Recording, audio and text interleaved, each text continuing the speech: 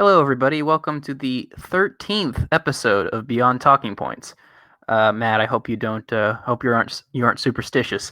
But today we are going to first talk about the death penalty, and then we're going to just kind of ramble about anarcho-capitalism, anarcho-communism.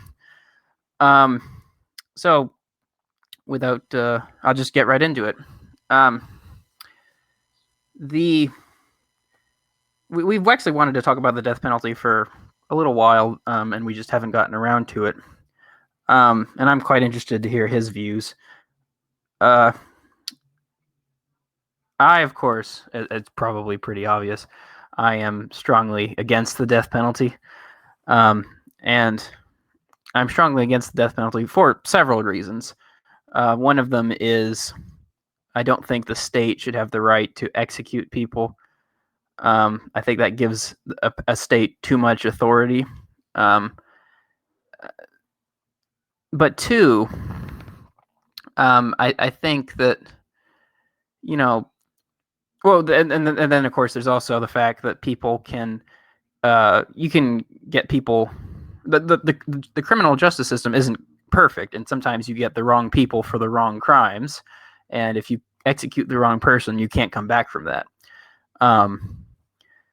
But the third reason would have to do with, I believe more in rehabilitation, and as I said, you can't unkill somebody, and I'm just not sure that killing people is really a good way to. I don't think it, from what I understand, I don't think it prevent, or I don't think it prevents people from committing crimes, and I don't think it's moral. Is that a good starting point?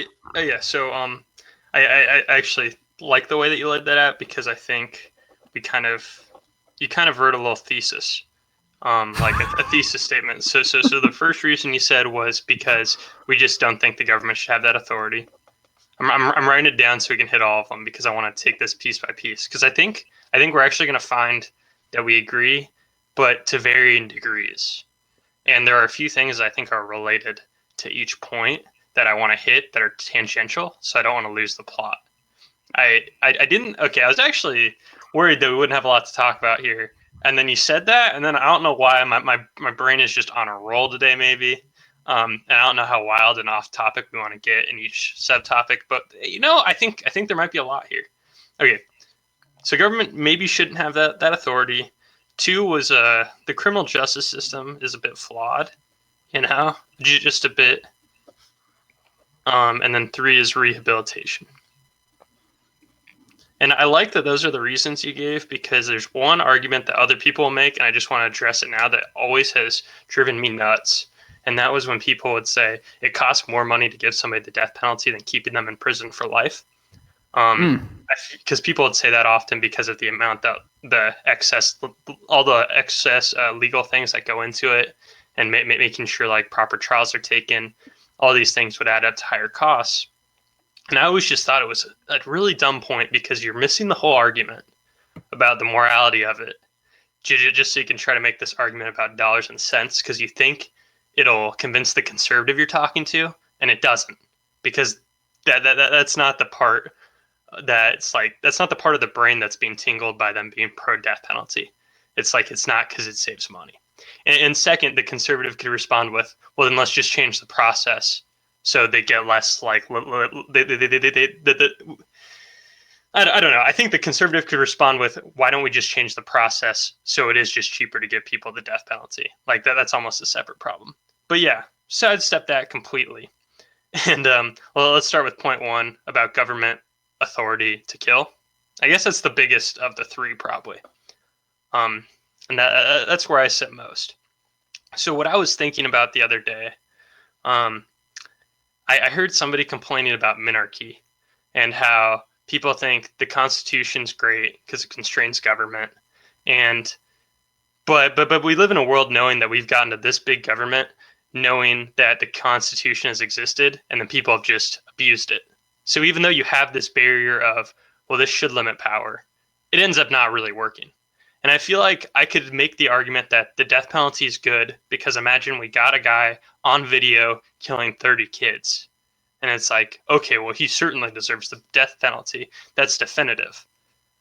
But then when you start like moving the line down a little bit to slightly less definitive, then it gets really gray really fast. And once you entrust a governing body to, have this power and not use it in that gray area where maybe they should hold back, then that's where you run into trouble. So that's why I started thinking because it's easy to get 100% of people to agree on like the obvious extreme case, but then it's like, well, what if we're really sure, like O.J. Simpson level, that he killed his wife? And like most people you'd ask today, if they were shown the evidence, would be like, yeah, he killed his wife. I mean, that was a bad example because that was controversial at the time for other reasons. But people are pretty confident he did it, and he admitted to it pretty much in his own book that he wrote. And he's just like, if I did it, this is what happened. So, but then that's still kind of gray. And it's like, do we want the government having the power to put people down in that gray area? And I think that's an easy no. I just don't trust them to always err on the correct side when there's going to be these gray areas that come up. So I think that's why I'm in agreement there. The only thing that gives me pause, I bring up Slavoj Žižek probably far too much. He's just such an interesting character to, when you hear him give his take on something, it's always completely, bonkers, or it seems bonkers, and then he lays it out, and you're like, maybe. And he's actually pro death penalty, strangely enough. And why is he pro death penalty? He's pro death penalty because he says that the government that a government by definition has to have the ability to decide on life and death questions. And he says that when your government is engaged in bombing in drone strikes in the Middle East, for example, that's effectively the death penalty. Now, I'm not saying I agree with that argument, but that is an argument that gives me slight pause. Well, I'm glad you brought that up because that was the main rabbit hole I was thinking of when I decided that I need to list down things so we don't lose the plot. So I think that I don't trust the government to make those gray area life and death choices and that's similarly to how I don't trust the government to decide who we should and should not be executing overseas and for what reasons. Because we will bomb places where we think we'll kill 5 innocent people, but we'll kill 2 really important people that we're concerned about. And they're making those kinds of choices. And I don't like them making those choices. I don't trust them to make those decisions either. That's how you end up with, we have a Navy base that gets kamikaze attacked by Japanese, military men, and then we end up nuking citizens. We nuke tens and thousands of citizens, and it's like I don't trust our government or any government to make that ethical calculation. So I'd rather they just didn't have the power to it. So that extends to war for me too, and I think it falls in lockstep for the death penalty to apply. Now, I don't agree with Slavoj Žižek. It's easy for me to hand wave Žižek because I don't really think a state's necessary, but I do think the defining factor of the state is the monopoly on violence. So I could see people leveraging that monopoly on violence that characterizes the state into justifying the death penalty. So I guess that is an interesting way for him to interpret it. He also says, just to give slightly more context, he's very concerned with ideology as a phenomenon, and he would argue that being anti-death penalty is just kind of having your ideological glasses on because you're saying, I don't want the government to have power over life and death, and then you pay taxes, and they go out and bomb innocent civilians in the Middle East. Well, I understand not wanting to be ideological in the sense that I get why somebody would say that it's not good for me to just say in some cases it works, but I don't. But in some cases it doesn't. So I am saying I am essentially using like a slippery slope to justify not having the death penalty. I'm saying yeah, it could be good in some cases, but I don't trust them.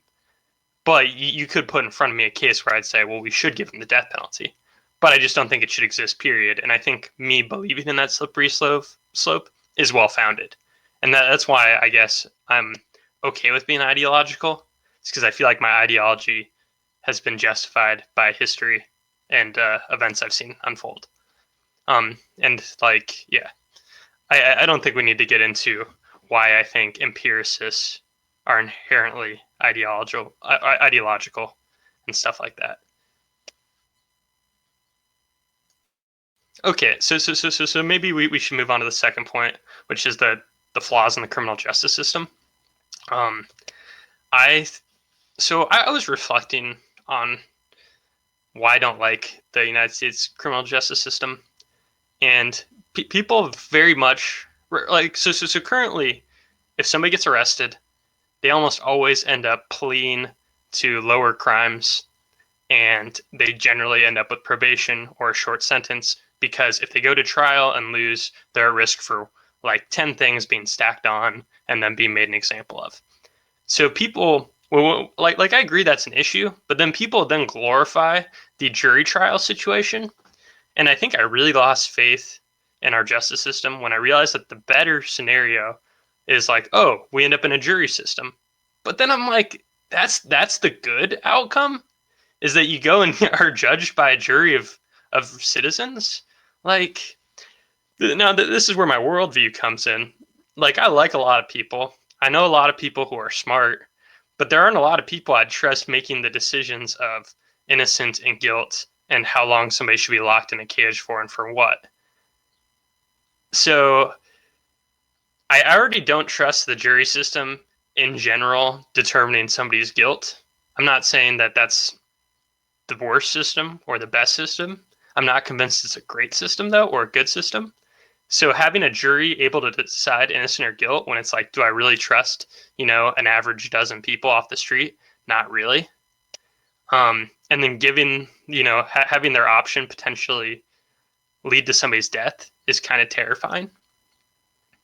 So I guess I say, because the jury trial isn't something I think is a high enough burden of proof, I guess, convincing a jury that somebody's guilty and deserves the death penalty isn't enough for me to think that meets the standard where somebody should get a death penalty. Does that make sense? I think I phrased that very poorly, but I think you understood where I was getting at. No, I understand what you're getting at, and I don't really have that much to say in terms of the jury trial. It's just a matter of, everyone knows that people are flawed, and sometimes wrong people get convicted. That's just a fact. I mean, even in the best, if you were to imagine that we have the best jury system or best criminal justice system in the world, I mean, even in the best system, there would be mistakes. And because of that, I just that's a very sticky issue for me. I mean, why should we put someone to death why should we put someone to death when we can't really know for certain that they're guilty? And that's of course what the point you brought up was, if we have unequivocal proof of a crime, then more people would say, yeah, we'd be willing to give him the death penalty. But for quite a few crimes, we don't have that unequivocal proof. And what's where's the justice for the people who the innocent people who are executed? There is no justice. That was just a complete failure of the state to function effectively. You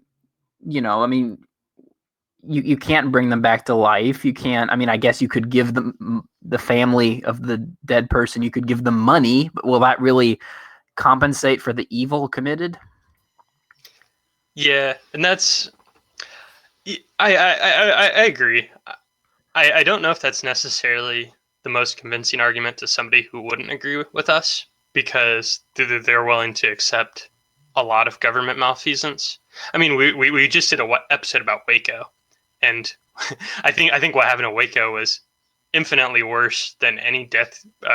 It could that's so much worse than any death penalty case gone wrong because the people at Waco didn't even get like the facade of a fair trial before they were essentially murdered by the dozens, and that was by government with taxpayer money.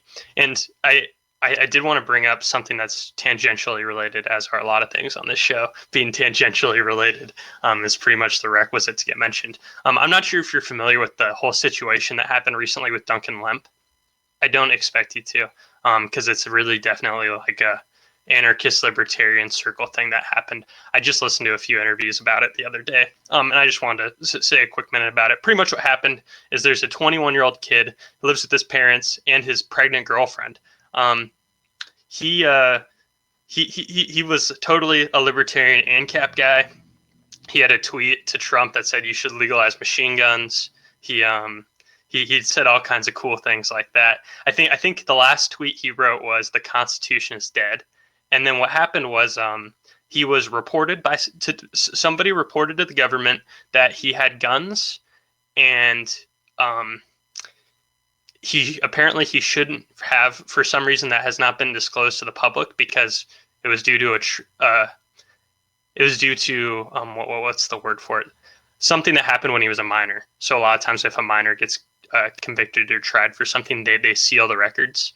So it's sealed, but for whatever reason, he shouldn't be allowed to have a gun, and he did have a gun. So, of course, what the people in Maryland did, the cops in Maryland, did a no-knock raid of his house at 4:30 in the morning, and they killed him, and he died. And he was killed in his house because they did a no-knock raid.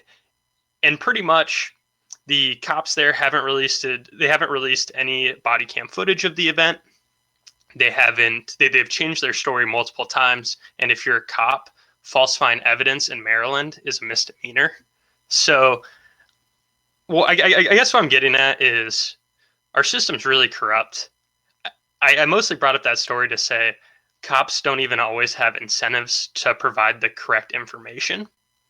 And although the whole Duncan Lemp scenario is his house got raided and he got murdered, and that's already wrong of itself, if he got arrested, I don't even trust the cops to provide the correct information to a jury, because in plenty of states and counties and municipalities, the incentives aren't even set up to trust cops.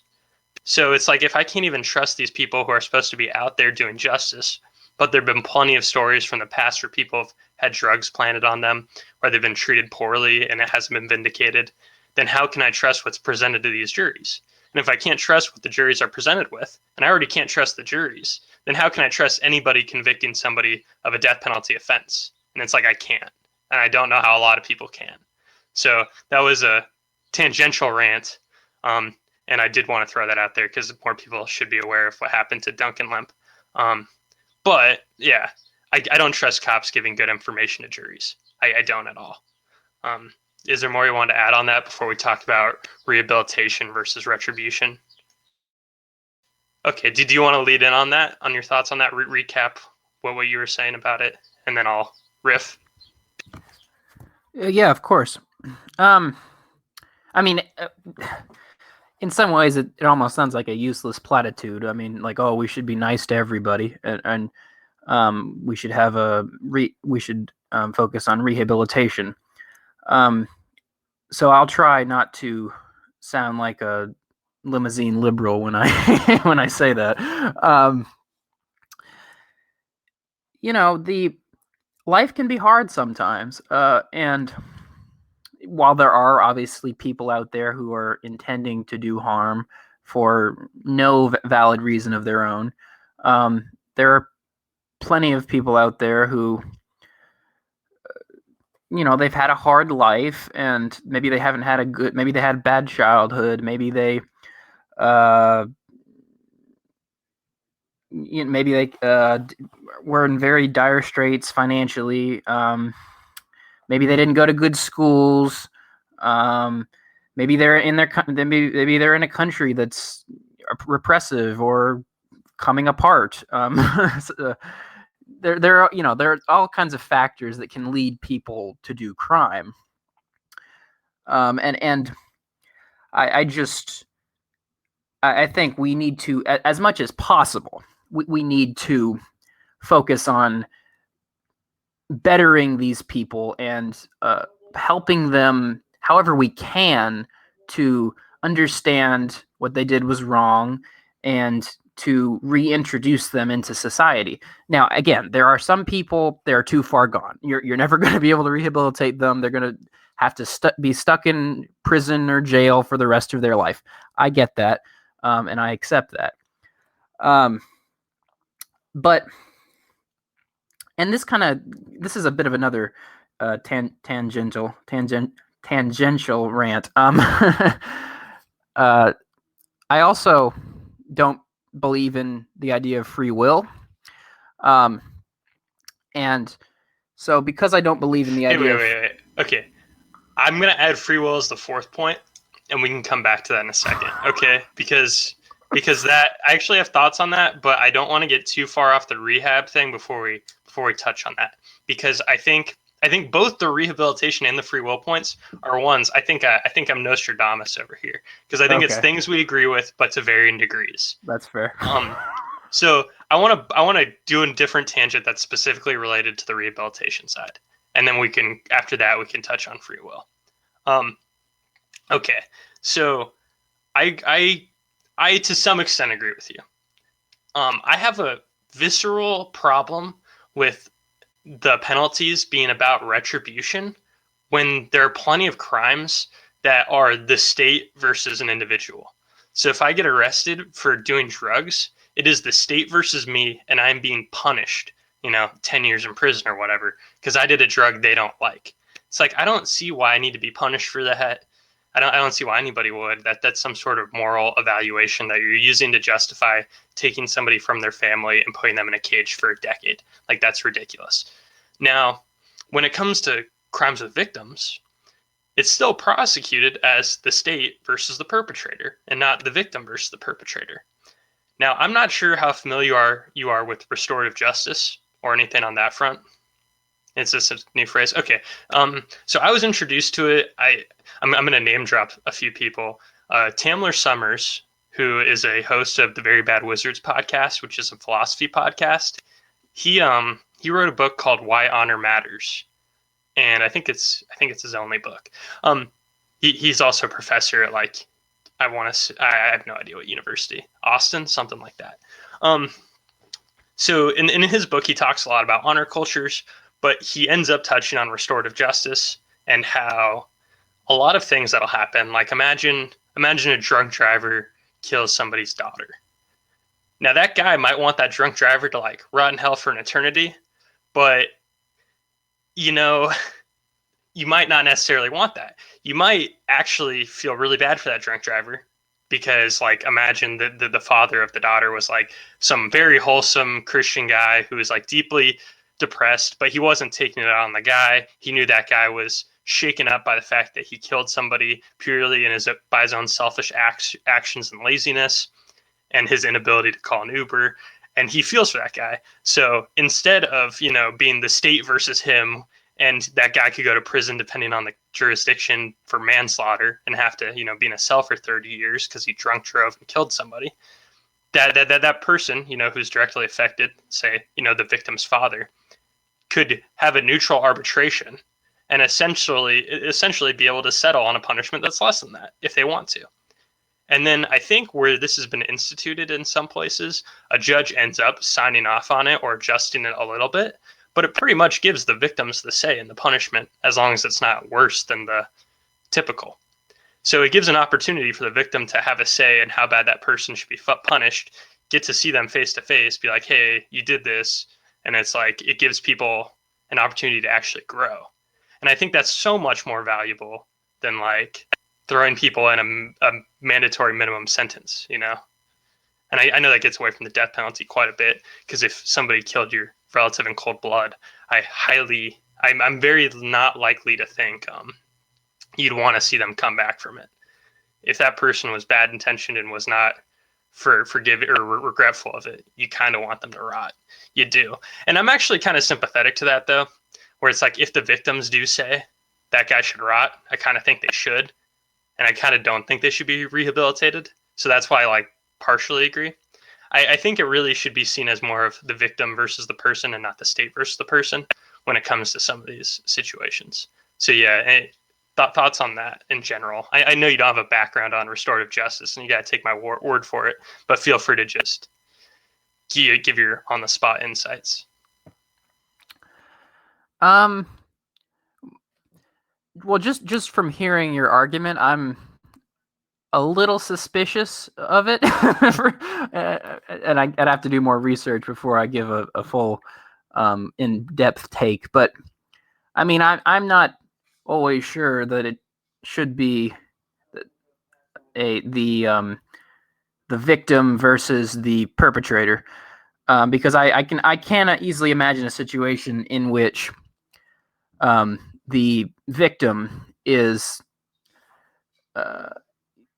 abuses his or her authority and, you know, wants a punishment that far outweighs the crime. Well, I think in those scenarios, they don't end up going down that route. It's almost like they have this. I think where it's been implemented in Western countries that have tried it, it's been like a alternative program that the victim can kind of opt into, and it's not for people who want a worse punishment because the judge has to sign off on it. So if somebody's like he stole me at gunpoint, I want him to get 20 years instead of 5 years. It's like they don't care what you have to say. The judge is like, no, they get 5 years for this. This is what it is. It's generally for people who are like more don't want to see the person rot, but they hope that person will grow and they want to rehab them. Yeah. It's generally done in a way that ends up helping the perpetrator, but it brings the victim into it instead of it being like them being a witness and that's it, you know? Oh, okay. Well, in that case, then actually I'm more more sympathetic to that argument, knowing that there are those checks in place against the possibility of unjust punishments to the perpetrator. Now, the more I've learned about it, the more it gives me faith in how an anarchist society would deal with criminal justice, because it ends up being essentially an arbitration, and it doesn't end up being, look, the state does their rigmarole they've always done for the last 300 years. It's like they bring in two people and they have an arbitrator, and then they have another person who's willing to sign off on it, which is a judge. And it's like, I don't see why a society couldn't voluntarily hire a judge for some sort of jurisdiction, and then people contribute to that, and then people, I don't see why that couldn't be private. So I kind of like the idea, and I think that does play into anarchist legal theory, but that's an assumption on my part because I don't actually know that much about that. So yeah, that was my rehab tangent. If you want to talk more about rehabilitation versus retribution, feel free. I actually have more to say. Can we go on to free will, or do you want to continue on with retribution? Go ahead on free will. You can do your opening thoughts there. Okay. I mean, I think I've pretty much said what I wanted to say about retribution versus, yeah. So, now this is kind of a more of an abstract philosophical point, so I can understand if some people in the audience kind of start spacing out, but I'll try to make it as concrete and interesting as possible. In my worldview, well, I'm a materialist, and so I think there's nothing but the physical world. And as we all know, the physical world is full of causes and effects. If I, pick up this cup and I hold it and I drop it, I picked it up and I let go, and gravity pulled it down. There was a cause and an effect. And so the question is, when you believe that the universe is really just nothing but a series of causes and effects, can you believe in the idea of a will which is separate from those causes and effects, and which has the ability to do one thing rather than another thing? And I think the answer is no. I don't think you can believe that there's a freedom of the will in a deterministic, materialistic universe. But I think there are people, of course, that say that quantum mechanics shows that the universe isn't deterministic. Well, I'm going to leave that aside for now, because I've also heard people say quantum mechanics shows that there is a deterministic universe. So I'll leave that aside. Now, just think about, but think about this though. We're born without choosing to be born. We're born to a family that we didn't choose from. We're born in a country or in an environment we didn't choose. A lot of the external circumstances we find ourselves in, we didn't choose. We didn't choose our genes. And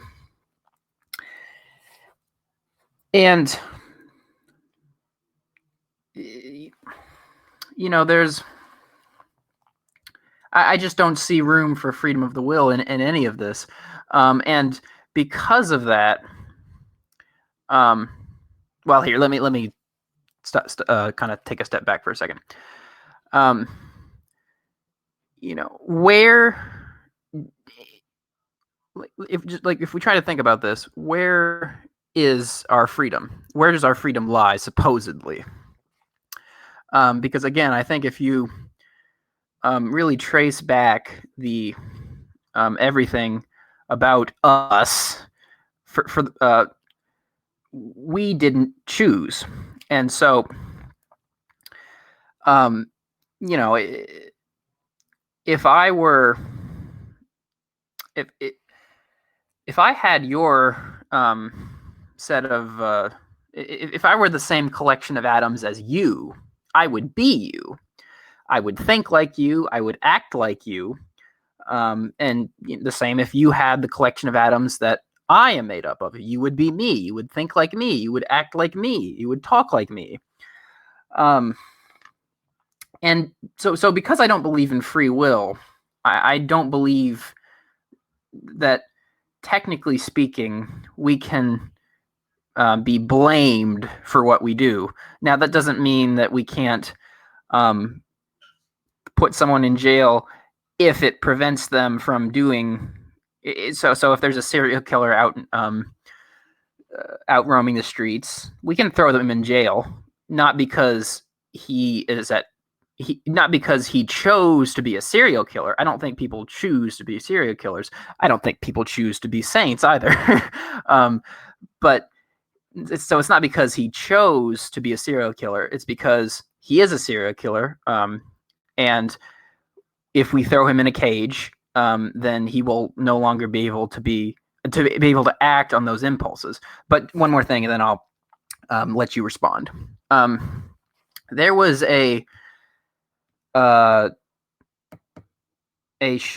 one of the first mass shootings in American history.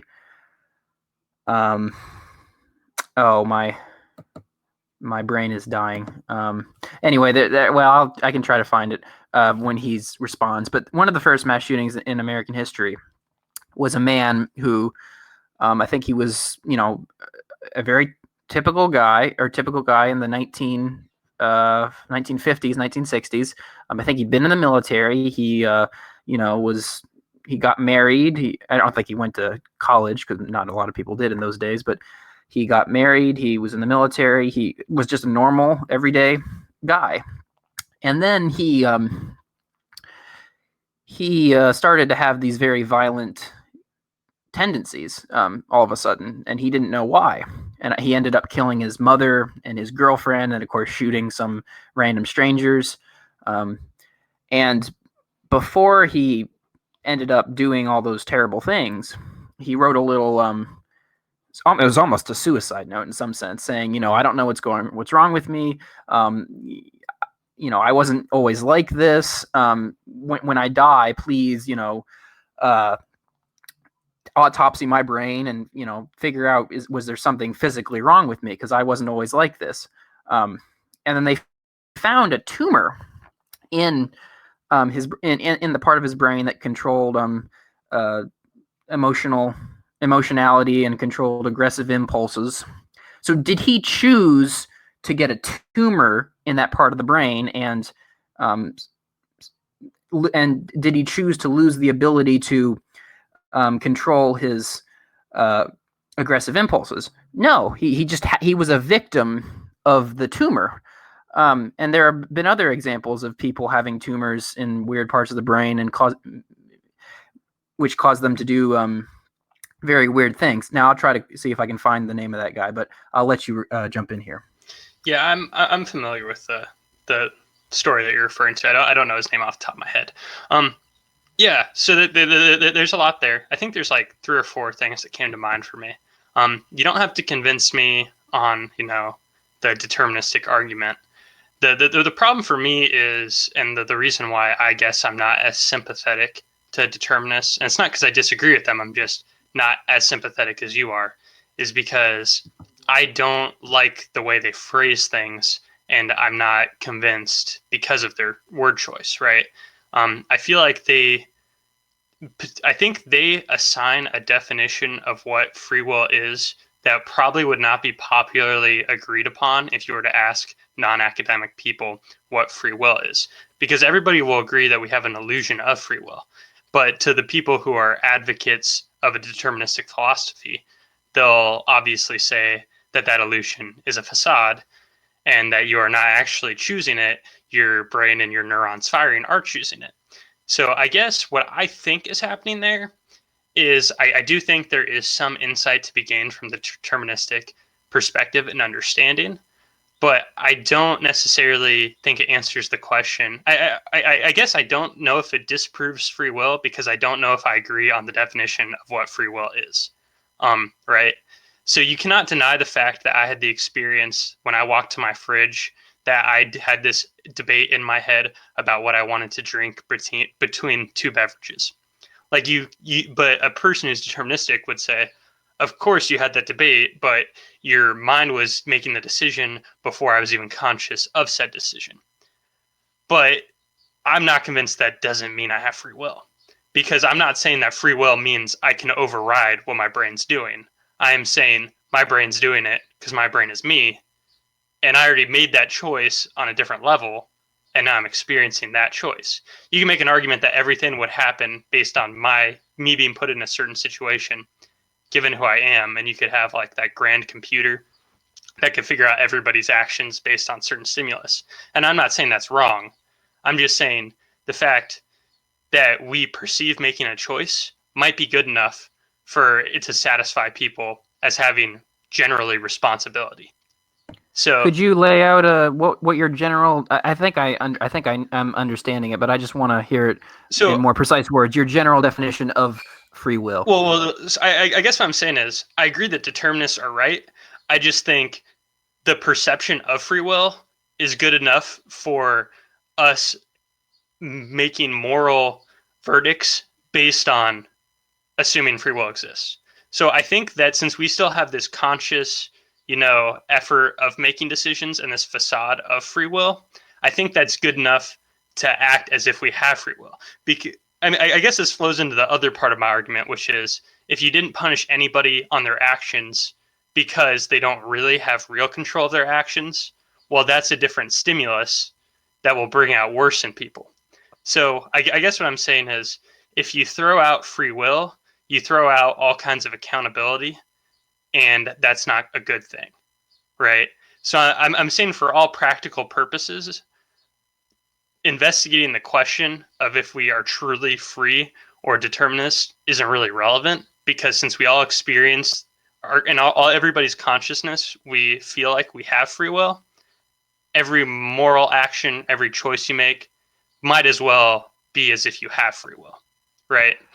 Well, this is interesting, actually. I think we agree on the majority of the way we see this question, but I think maybe there's some maybe questions on the periphery that we differ on slightly. I would say that we probably this is the really the debate between a determinist and a compatibilist, if you know what that is. Yeah, the thing is, I don't even know if I'd call I don't like the phraseology behind, all the compatibilist thinkers.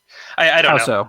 I, I, well, people, it sounds like compatibilists are moderates, and I don't really want to be construed as being a moderate because I think I am a determinist. I just don't agree with the conclusions that follow from being a determinist, right? So I'm not concluding that if I do something bad, I shouldn't be punished for it since there's no free will. And I don't think that's relevant to if I'm a determinist or not. I think that's a separate analysis. Can I jump in? Well, no, I don't. I agree with you though that determinism and punishment can go hand in hand. Um, and I agree with you that we act in our lives as if we have free will. Now, I think it also, I mean, this kind of goes into some the introspection and the sense of self, because I mean, I think about my life and my experience, and there have been times in my life where I've really done something and I didn't really know why I did it. I didn't really even have a long debate in my brain about it. I just did it, and then I'm like, why did I do that? That was kind of weird. I think we all have that experience. So I think the introspective analysis can go either way. Between sometimes it feels like we have control, and other times it's just like, we just kind of did something. Yeah, I have a thought related to that. Well, okay, so me being a nitpicky person, I am. I've heard a lot of arguments that are pro free will, and in general, like I meant pro determinist. I've heard a lot of arguments on both sides, but specifically related to that deterministic argument about how a lot of us act on impulses without thinking. I just don't think that's relevant to the argument of free will, because if somebody's arguing for free will, that they're not saying that every choice was uniquely conscious. I think that they're just, all they have to prove is that some choices are uniquely conscious. So I feel like that whole point is like, I don't know. I think it's moot. I'm like, okay, even if you showed that you're on autopilot sometimes, like I am autopilot for a lot of things. And there are surely addictions I have that are based on chemicals in my brain, that are preferences I have that aren't particularly conscious. But I don't think that invalidates free will. But let's go back to responsibility in relation to free will, because I think that's the more interesting, relevant ground. That's why I was really into free will, because I liked Sam Harris for a while and all those guys. And then, I read a few books about determinism, and I was like, that's cool. And then it lost me, and I think Sam Harris is also kind of bored with it, because I remember for a while there, he wasn't really interested in talking about it, because I think he wrote his books about it, and then he's like, okay, I'm over that. Because I think drawing conclusions from free will and determinism isn't all that interesting. Because if you don't act like we have the facade, then it's like, what's the point of anything? I think it's very easy to get to that conclusion. Or it's like, well, how do we justify any action ever? And if we can't justify our own existence and thoughts, it almost invalidates it, I guess. If you say we're all just impulses, it's almost dehumanizing. Oh, no. I think this is actually a common misconception. There's a slight distinction between determinism and what is called fatalism. Now, a fatalist is someone who has that mindset of, oh, nothing matters, I'm just going to do whatever because everything's determined anyway. The determinist doesn't say nothing matters, so just do whatever. The for the very reason that the future is unknown. So even if we live in a deterministic universe, the future is unknown, so we don't know. You don't know what your actions will lead to in the future. So if you if wait, can I finish? Yeah. Sorry. If you if you spend a lot of time studying, and if you don't spend a lot of time studying, those two things will lead to very different outcomes. As will if you throw yourself into a job, and if you're very nonchalant about a job. So to be a determinist does not mean you have to not care about or you have to be nihilistic. It just means that you think that one thing is determined by another thing, and ultimately everything was determined by the Big Bang. Yeah, so I guess what I was really trying to say is if you take determinist conclusions and apply them in a certain way, you end up as a fatalist. And nobody really ends up as a fatalist because nobody acts that way in real life. If you're a determinist and you act on your actions and think about the trade-offs that you're making, then you're acting the same way as somebody who believes they have free will, because you would think a free will person cares about if they study or don't, because they understand that things will happen after that, and they aren't even concerned about if their choice is, on their own free will or not. That's just what they're doing. So I guess what I'm saying is determinists in practice end up living the same way as a person who's pro free will, and then unless you're a fatalist. And then so it's almost like, what's the point of the discussion if you still end up living life the same way? I think that's kind of where I've ended up. Well, I've probably kind of touched on this before, but there's kind of two maybe questions, or two modes of thought. There is what is factually true, or what is, at least what appears to be factually true, and then there's personal, psychological, social experiences, and what just everyday life. Um, so another example I think I've used before is the God example. So, factually speaking, I think there is no God.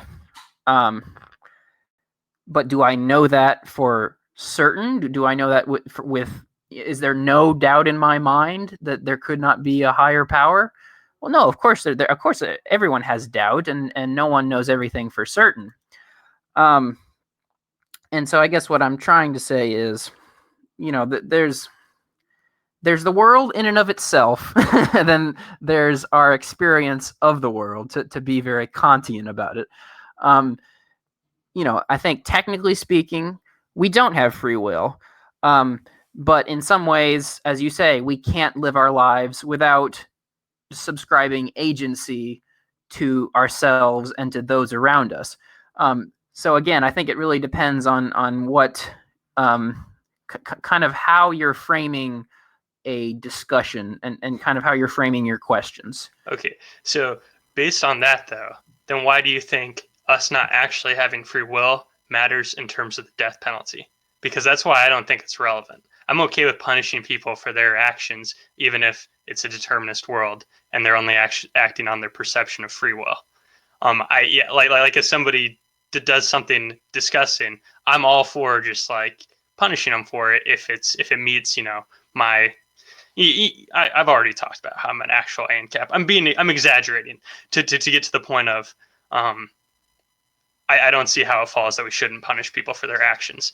So, because it sounded like you were okay with absolving blame a little bit because of a determinist world, but it sounded like a minute ago you didn't just say that. You just said we all have to live like we do have agency. So do you want to try to reconcile those points, or is this like a gotcha, haha, fell for my trick kind of moment? No, it's definitely not a gotcha, haha, I fell for your trick kind of moment. Um,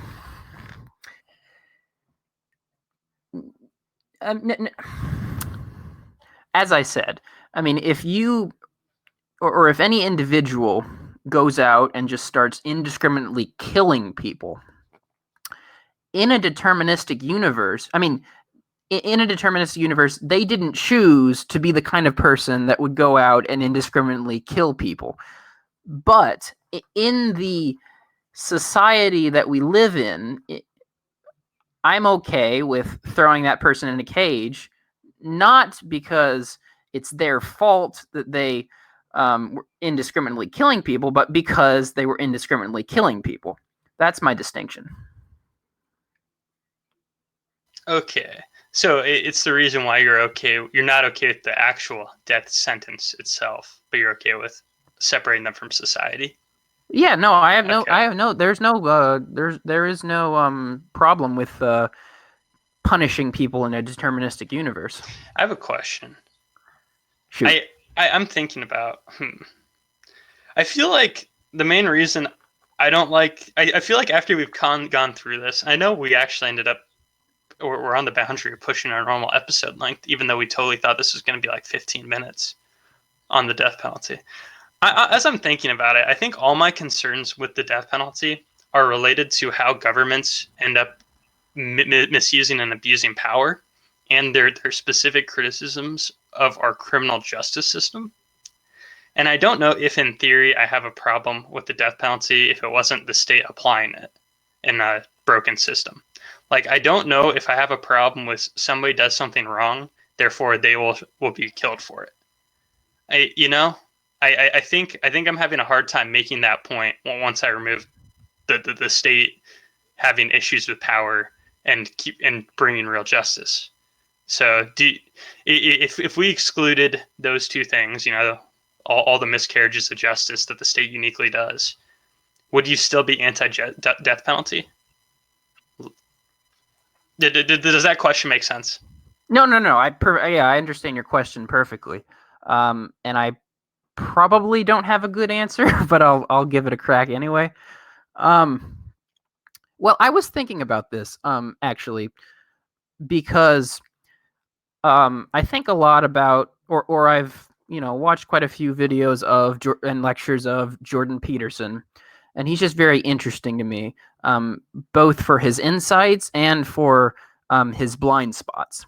And I saw a video of him. I think he was on Dave Rubin, and he said, well, obviously there are crimes that are punishable by death. Obviously there are people that are too far gone. You can't go back from certain evil, and you just have to kill them. And I thought, that's very interesting, because Jordan Peterson is the kind of person who is railing against what he calls postmodern neo-Marxism. And he thinks Marxism is a terrible idea. He thinks it's about as equivalent, or it is equivalent to Nazism, and he thinks Marxism has led to so many atrocities and so much evil in the world. But I thought to myself, who are some people who would completely agree with Jordan Peterson when he said that some crimes are punishable by death? And that is the three pillars of the October Revolution, the Russian Revolution: Vladimir Lenin, Leon Trotsky, Joseph Stalin. And of course, this also goes back to Slavoj Žižek, who's a Marxist or a communist of sorts. And I think he probably would kind of agree with a Leninist interpretation of the death penalty. It's like, yep, sometimes you got to kill people in order to for some greater end. And I guess I would just say I'm still figuring that out, where I fall on that line. I think, although I will say, I think that I am probably against it because I sort of do believe in this that everyone at some level can be forgiven for what they've done, and I say that everybody, the worst people you can think of, I think they could be forgiven.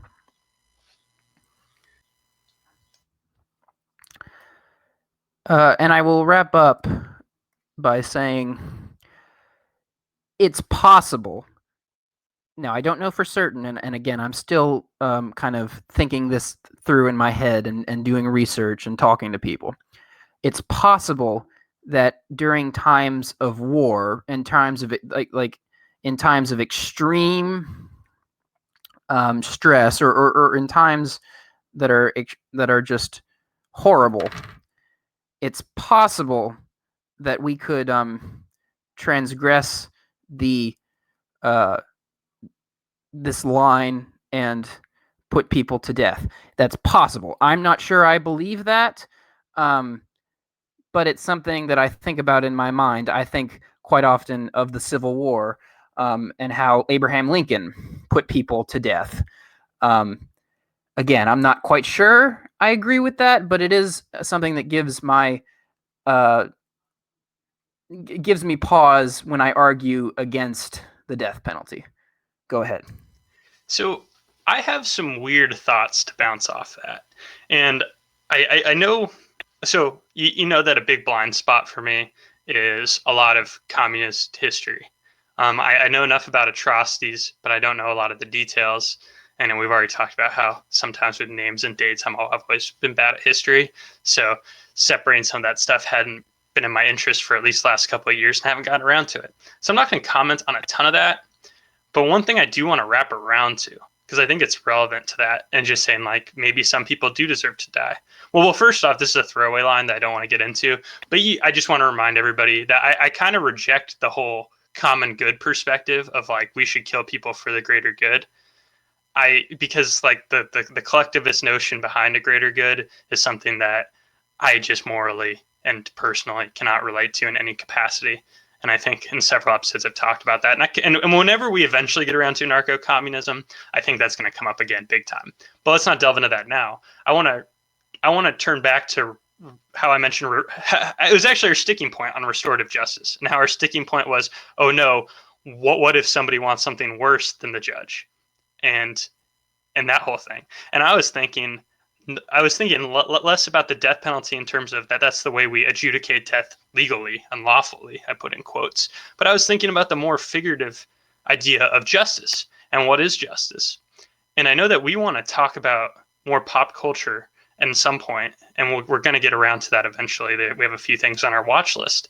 But I don't know about you, but I really like revenge movies. I saw The Revenant in theaters when that came out. That's a great revenge movie. But then one of my favorite movies, which you almost certainly have not seen, is a movie called Mandy, and it is a Nicolas Cage film, and it's one of my favorite films I've ever seen in my life. It's essentially I'm not going to spoil it. All I'm going to say is the whole movie is predicated on vengeance over a heinous thing that happens to a person that Nicolas Cage loves. And I feel like his vengeance is a great catharsis, and it's completely just. And he kills a lot of people along the way, and he gets justice for how he's been wronged. And I don't think in a moral sense he did anything wrong for getting vengeance, even though he was a murderer and he was killing people. So when we talk about the death penalty and remove the state from it and remove like the miscarriages of justice the state normally does, it's hard for me to say that actively killing somebody in retribution is an inherently wrong thing. Because I think if something that bad has happened to you, then you can do that, and it's not necessarily wrong. Now, I don't think individuals should be adjudicating justice willy-nilly. I don't know if I trust individuals to do that. But it's kind of like if somebody breaks into your house and seems to be threatening you, I don't think you've done something morally wrong when you shoot them dead. And I think it's the same ballpark, and we normally see it dramatized in movies. So yeah, I know that's tangentially related as the topic of the show, but yeah, go ahead. This is probably the part where we differ the most. Now, obviously, I think that self-defense is justified. So if someone breaks into your house and tries to kill you, no, I think there's nothing wrong with incapacitating them or even killing them, if it comes to that. But when it comes to revenge arguments, my eyes glaze over. I just don't have. Maybe it's just a kind of my temperament. But I I don't. want to add something real quick because it's so funny that you said that. But I obviously cited Tamler Summers' book, and at the time when I read it, I thought how you thought. And Sam Harris actually interviewed Tamler Summers whenever that book came out, like 3 years ago, about it. It was probably 2 years ago, 2 or 3. And Sam Harris pretty much had your reaction because he's interviewing him because they're friends of each other's podcasts, and Sam Harris would show up all the time, and he was the big name that got them big. And Sam Harris would totally be like, yeah, nah, you should just let things go. And I think he was kind of saying what you're going to say here. And I think that's funny because you've kind of been bringing those vibes throughout this episode. And I'm obviously the other side of it. But yeah, go ahead. Well, I'm very flattered that you should compare me to the late, the great. He's not late. Sam Harris. So, that seems to me to be an argument for emotion to say, well, if someone wrongs you in some horribly atrocious way, yeah, I'm gonna go, I'm gonna beat him up, I'm gonna threaten him, I'm gonna kill him. And I'm not saying, you just said you're not advocating vigilante justice, and I know you're not encouraging vigilante justice, but I think that revenge just doesn't really. I don't see the good it does. I mean, really, what? Because and I keep bringing up these examples, and I keep forgetting people's names. But the shooting, was it in South Carolina, North Carolina, in that African American church, that white supremacist,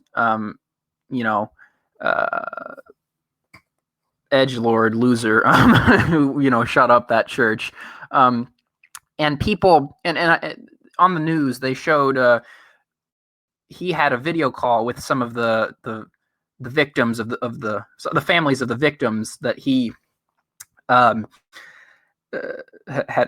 killed or hurt. And one of the ladies, she said, "I forgive you." I mean, I think she even, was bringing up religious arguments. I forgive you. You're in the hands of God, or something like that. And I'm not religious, but that there is something so powerful for being able to say, I forgive you.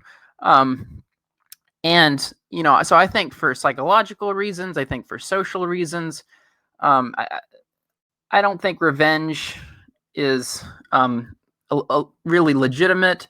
I think it's just, it's not in alignment with what's I see. Wait, hold on. I'm almost done.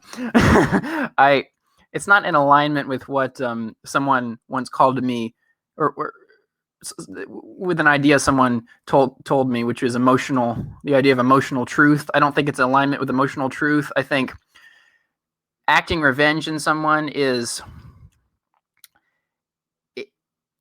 you're not recognizing the humanity of the perpetrator. Now, the perpetrator might have done something absolutely abysmal, might have just done something completely unexcusable and horrible. But I think when you live with the philosophy of, oh, I'm going to act revenge on you, if you live by the an eye for an eye philosophy, I don't think you're recognizing the humanity of the person you're going after, because they have rights too, and that they have feelings, they have thoughts. There are no good people, there are no bad people, there are just people. Okay, I think I have. Okay, so I don't think you're doing it intentionally, but I don't feel like you're giving the point that I was trying to make a fair shake, and it could have been because I don't know if I articulated it correctly. So I think I want to clarify. I think vigilante justice, I wouldn't say I'm inherently supportive of it. I would say that I guess the only point I'm trying to make is there are times where somebody could enact vigilante justice, and I would say it was moral for them to do, or amoral to do, and it wouldn't be inherently immoral.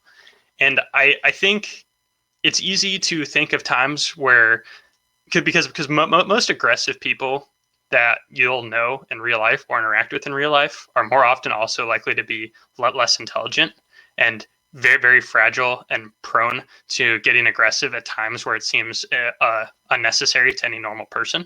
And that's when you imagine like the drunk guy who was insulted, therefore he wants a fist fight. And it's like, he wants vengeance because this dude did something to piss him off. And it's like, yeah, I'm never gonna say that's morally justified to pick a fist fight with somebody who has said something that's wrong. And it is often easier to let things go. Now, with that said, I'm not a collectivist for a reason, and it's because I think a lot of moral evaluations of things are very subjective and are based on our intuitions. And I feel like you may have taken your intuition of why not forgive and extrapolated that out to all of society and implied that they should live on rules based on your intuitions. I, for one, say I'm normally a let go kind of person, although nothing particularly heinous has happened to me. But if something heinous had happened to me or somebody I loved, and I was in a mode where the only thing I would find remotely satisfying was getting revenge, and then I did that, I don't think it's inherently immoral to do. I guess that's the only thing I'm trying to see. Now, you could say that person has inherent humanity that should be protected, but I think, like, say, if somebody murdered my fictional daughter that does not exist, say somebody killed a 4-year-old in cold blood because they didn't like something that I was involved in, or maybe they were proving a message just to show off that they had power. And then I decided I'm going to kill that guy. I don't think I've done anything immoral because I think he's forfeited his, I guess to some extent, he's almost made a voluntary contract with me by doing something so heinous to me or somebody related to me that I now have the authority to go back and do it. And it could sound dumb because it's easy to say, oh, well, just like you could let it go, or there are other ways to deal with it that are more civilized. But I just think that's hand waving, that if somebody does something heinous enough, it's not wrong to get revenge, because I can't see somebody saying, oh, that guy murdered your daughter and you went and killed him, oh, you're a bad person. Like sure, if he had a family and then he was a nice guy, except for, if we did the drunk driver scenario and you went and killed a guy who hit your daughter when he was drunk and then you go and kill him, I wouldn't say that's moral. But I can invent a situation where getting revenge is moral or amoral. So I'm not going to say it's inherently wrong, and I don't think saying they're a person too is enough, because we could think of the most heinous person with no redeemable qualities, and then it's like, yeah, you could shoot him dead. You could shoot him dead. That's fine. But if you won't even see that, then I don't know how you could defend war in any capacity. Because war is a much more mild scenario than somebody murdered every single one of your 10 children in cold blood, doesn't have a kid, beats women in his spare time, and then you went and killed him for revenge. That's much more moral than, killing somebody because they're potentially related to a syndicate that was potentially related to maybe some incident that killed 5 people or something of the sort. So I don't know.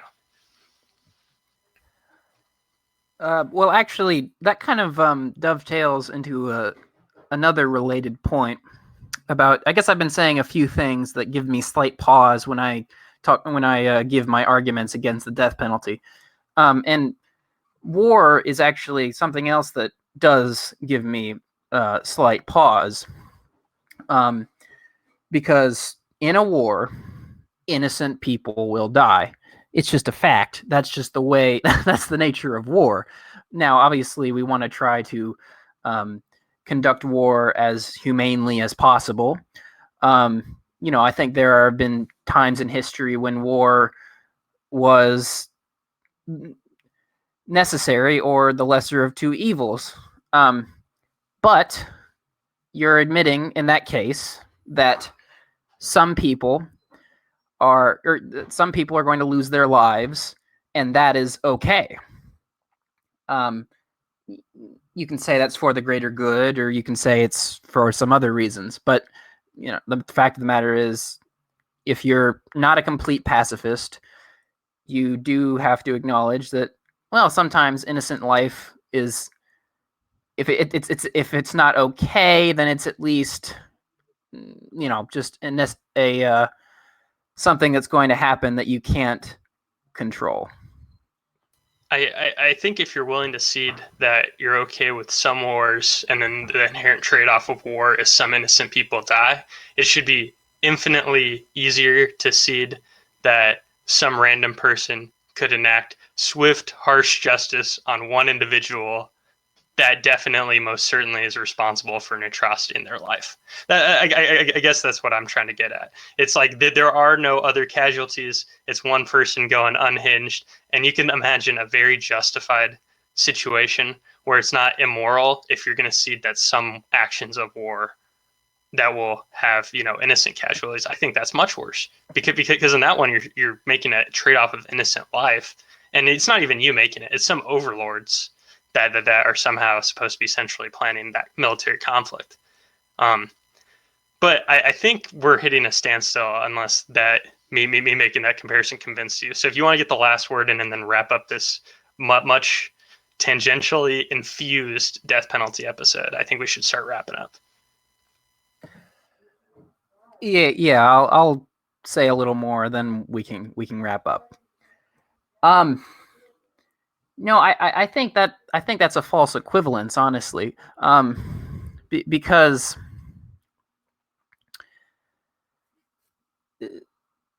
a war typically, I would say the reason for war, the reason to go to war has to do with a couple things. Either self-defense, so if your country is attacked, or if there's some horrendous crime going on in the world and you've done everything else you could to try to stop it and you can't do it, you've run out of options. The only way you can stop this dictator from committing genocide is to invade. You've tried the UN, you've tried all kinds of other things, and nothing else has worked. So I think there's much more at stake in those things than if your fictional daughter gets murdered by Joe Smith across the street. And it kind of goes back to the death penalty thing. It's like, well, Slavoj Žižek claims that you really need to be pro death penalty because it's ideology to say, it's ideology to be against the death penalty. Well, no, I don't agree with that. And it's the same thing for this. I don't think we should not live in a society where revenge is taken up, where I would kill someone, even if they killed my fictional daughter.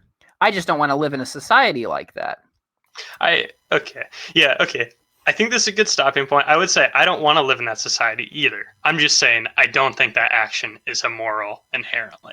I would totally respond to the war stuff, but I think we've gone well over an hour. I don't really know because I didn't keep track of time, and I don't want to end up doing 2 hours on the death penalty. But I think this was great. I think you're saying very valid things.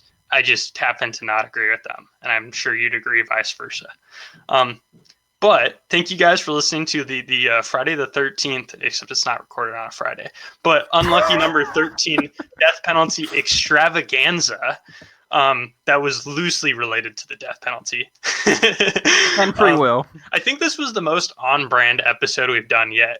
Where we on brand? What do you mean by that? Well, like this is very par for the course for what you get out of our podcast. Where it's like we generally try to have ideas, and then it's like let's end up talking about the state or something else that's not what we were going to talk about. And we ended up drawing an hour and plus off something we thought would be like, yeah, death penalty bad. Moving on to anarcho-communism. But we'll put that in the can for another day. So you can find me on Twitter at MattKeckBlog. You can find other Matt's YouTube channel, The Anti-Philosopher, where you could see me. I'm still looking like an outline, I guess. I need to change the light bulbs in my room. I'm a outlined figure if you watch the video podcast. It's terrible.